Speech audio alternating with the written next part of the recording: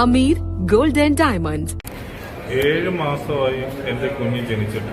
ഈ 7 മാസം ഈ മാസം 8-ാം തീയതി വരുമ്പോൾ 7 മാസമായി. ഈ 7 മാസമായിട്ട് കുഞ്ഞിന് യാതൊരുവിധ ഇമ്പ്രൂവ്മെന്റും ഇല്ല.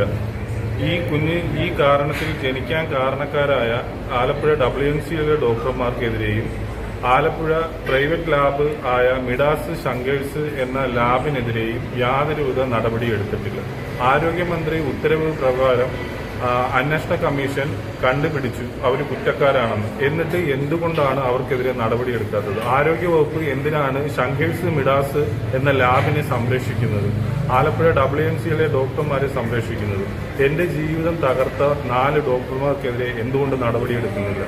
എന്റെ ജീവിതം 7 മാസമായിട്ട് ആശുപത്രി വീടുമായിട്ട് ഞാൻ നടക്കുകയാണ്. എനിക്കുള്ള ബാധ്യതകൾ, എന്റെ കുടുംബത്തിനുണ്ടായ നഷ്ടങ്ങൾ, എന്റെ കുഞ്ഞുങ്ങൾക്ക്, എന്റെ വേറെ 2 കുഞ്ഞുങ്ങളുണ്ട്, ആ കുഞ്ഞുങ്ങളുടെ മാനസികാവസ്ഥ, എനിക്ക് മുന്നോട്ട് പോകാനായിട്ട് പറ്റാത്തൊരു സാഹചര്യമാണ്. സമൂഹം ഇത് ചാനലുകാരെല്ലാം ഇത് നല്ല വാർത്തയാക്കി. എന്തുകൊണ്ടാണ് ഈ സർക്കാർ ഇതിനെ മുൻകൈയെടുത്ത് എന്റെ കാര്യത്തിൽ ഒരു തീരുമാനമാക്കാത്തത്?